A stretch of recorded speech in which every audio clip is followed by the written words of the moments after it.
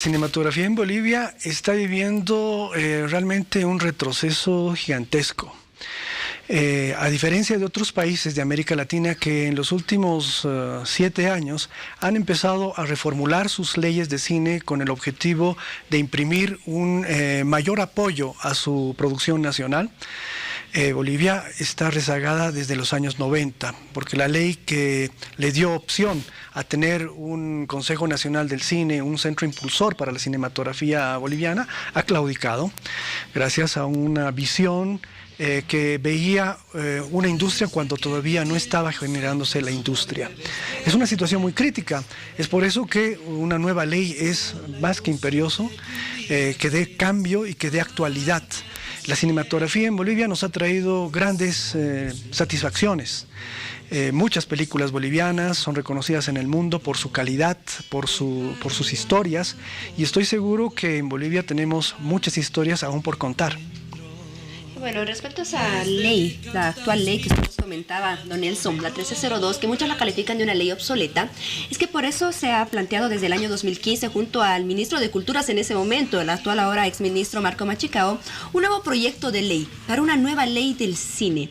¿En qué consistiría este nuevo proyecto de ley y cómo piensa reformar y fortalecer a la ley que actualmente existe?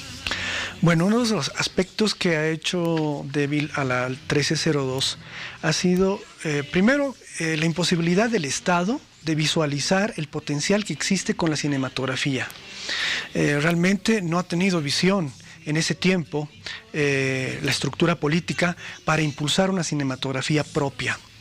Le dio $1 millón por única vez, que servía como fondo de préstamo. Eso claudicó. Existe una lista de deudores a ese fondo. Era un proyecto básicamente industrial porque pedía tantos intereses que hoy sobrepasan el préstamo y hace inviable la lógica de hacer cinematografía en el país.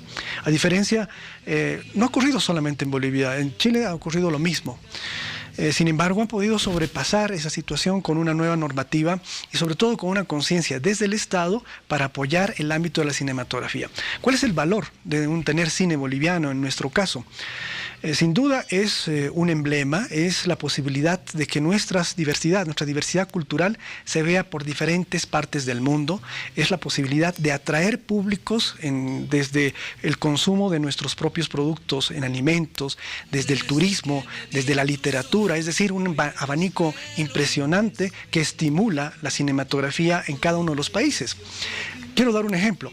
Black Thorn, una película que se filmó en Bolivia, una producción española. Y que a propósito lo vamos a difundir este fin de semana en la Red Bolivisión, además. Genial, me parece una muy buena elección para poder difundir esa película.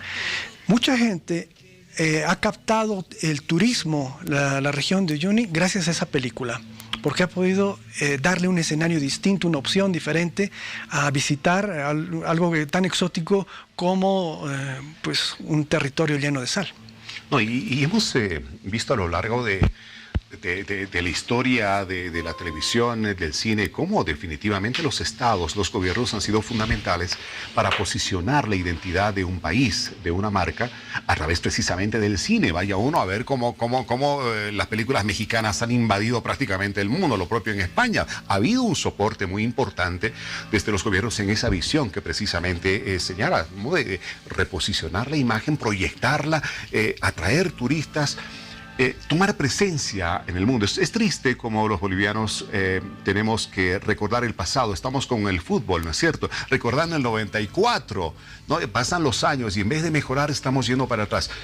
¿Qué propone esta nueva ley del cine, este proyecto de ley? Porque entiendo precisamente que Nelson Martínez ha sido uno de los promotores de esta ley, un trabajo de consultoría el año 2011, 2010, para Conacine precisamente, para plantear esta nueva ley del cine. ¿Qué propone? ¿Qué cambia? ¿Qué es lo que tiene que ajustarse? ¿Cuáles son esos tornillitos a los que hay que apretar?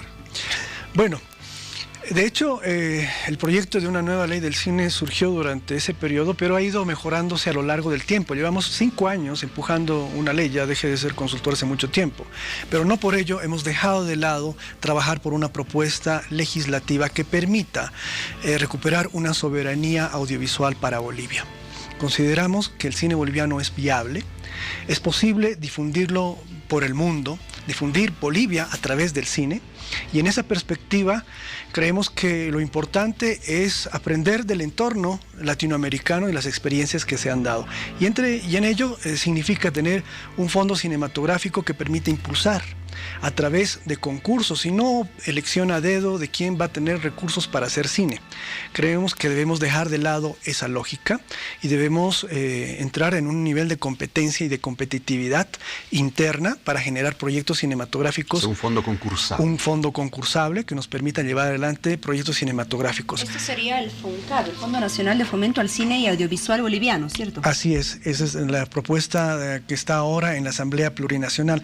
Durante todo este periodo, distintas organizaciones en Santa Cruz, en Cochabamba, en Potosí, en Sucre, en La Paz, se han sumado al proyecto de esta nueva ley del cine. Tuvimos el 2013 un congreso de aproximadamente 250 cineastas de todo el país, revisando uno por uno los artículos de esta ley.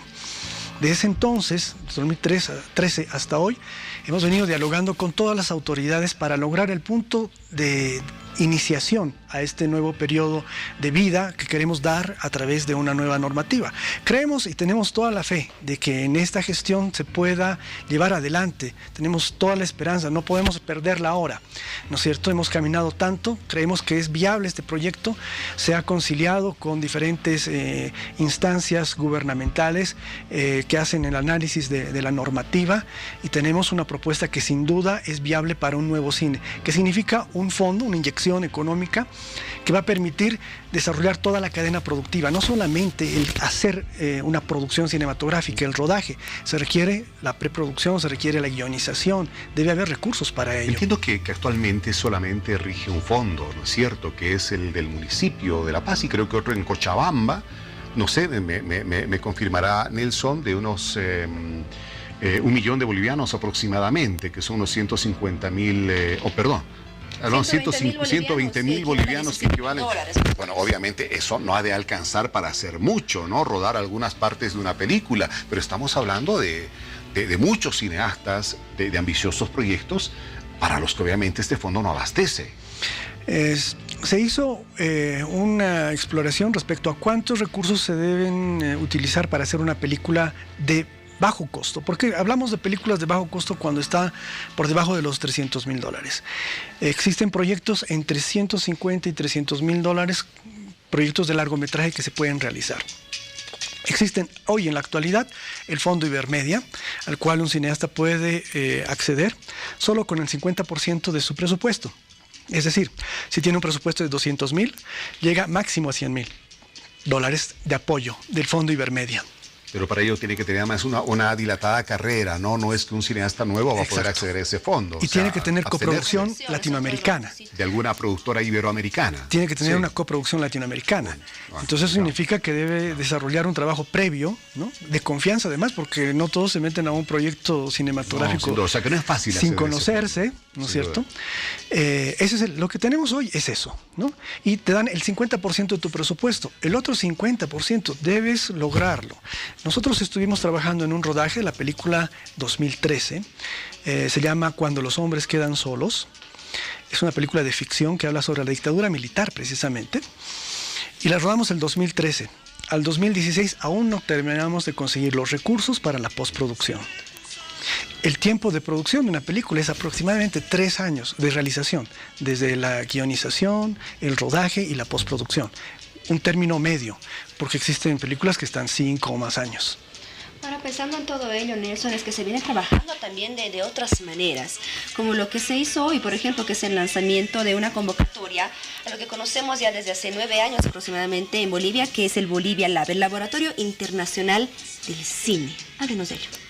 Bueno, durante 9 años se ha impulsado el proyecto de formación más importante que existe en Bolivia y en la región para jóvenes talentos en el ámbito de la cinematografía. ¿En qué consiste? Se lanza una convocatoria unos 3 o 4 meses antes del evento. En esta convocatoria se busca proyectos cinematográficos de largometraje, tanto para ficción como para documental.